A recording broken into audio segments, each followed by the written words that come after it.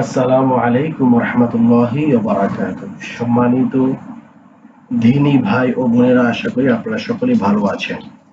আজকে আপনাদের জন্য একটি কোর্স নিয়ে আমি হাজির হয়েছি। কোর্সটি হলো কোরআনুল কারীম শিক্ষা করার কোর্স, যাতে করে আপনারা সহজেই কোরআনুল কারীম শিখতে পারেন। সেজন্য মূলত আমার কোর্সটি তৈরি করা। তো এখন আপনারা দেখতে পাচ্ছেন যে আমি একটি হাদিস আপনাদের সামনে উপস্থাপন করছি। হাদিসটি হলো কোরআনুল কারীমের মধ্যে আল্লাহ বনি ইসরাইলের মধ্যে বলেন যে সর্বশেষ ও চূড়ান্ত আসমানি কিতাবের কোরআন সুনিশ্চিতভাবে মানুষের জন্য শিফা ও রহমত, মানুষের দৈহিক ও আত্মিক আরোগ্য লাভের মাধ্যম।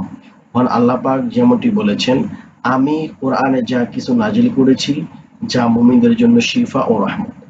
অর্থাৎ কোরআনের মধ্যে আল্লাহ যা নাজিল করেছেন সেটা মুমিনদের জন্য রহমত। তো আমরা এই আল্লাহর কথা দ্বারা বুঝতে পারলাম যে আমরা যদি কোরআনুল কারীমের তেলাওয়াত করি তাহলে আল্লাহ তাআলা আমাদেরকে যাবতীয় বালা মুসিবত থেকে হেফাজত করবেন এবং আল্লাহর রহমত আমাদের উপর নাজিল হবে।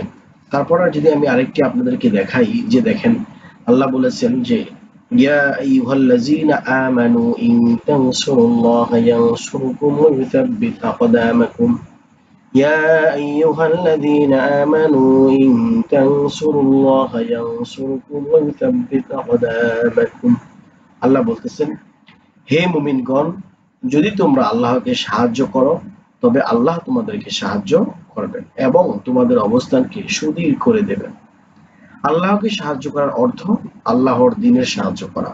আর দ্বীনের সাহায্য হলো নিজে দ্বীন শিক্ষা লাভ করা, খ অন্যকে দ্বীন শিক্ষা দেওয়া, গ দ্বীন শিখতে ও শিক্ষা দিতে যাবতীয় উপায় উপকরণ নিজ জান মাল খরচ করা। এই তিনটি কাজ যিনি করলেন কেমনই যেন তিনি সরাসরি আল্লাহকে সাহায্য করবেন। অর্থাৎ কেউ যদি এই তিনটি কাজ করেন তাহলে সে যেন স্বয়ং আল্লাহকে সাহায্য করবেন। সুবহানাল্লাহ। তার মানে আমরা যেখানেই তাকাই বা যেইভাবেই বলি না কেন, কোরআনুল কারীমের ফজিলত অনেক বেশি, অনেক বেশি। আল্লাহ রাসূল বলেছেন, তলাবুল ইলমি ফারিদাতুন আলা কুল্লি মুসলিম। ইলম শিক্ষা করা প্রত্যেকটা নর-নারীর উপর ফরজ। সুতরাং আমাদের ইলমে দ্বীন শিক্ষা অবশ্যই করতে হবে ভাই। এই ধারাবাহিকতাই আমি আপনাদেরকে কোরআনুল কারীমের শিক্ষা করার জন্য একটি কোর্স নিয়ে এসেছি। তো আমরা এখন যেটা শিখব সেটা হচ্ছে আমরা একেবারে কায়দা থেকে শুরু করব। আমরা ক্লাস 2 থেকে শুরু করব, যেখানে আপনারা দেখতে পাচ্ছেন যে এখানে বলা হয়েছে যে একটা হরফ কোরআনুল কারীমে 3 ভাবে লেখা হয়। একটা হরফ কোরআনুল কারীমে 3 ভাবে লেখা হয়।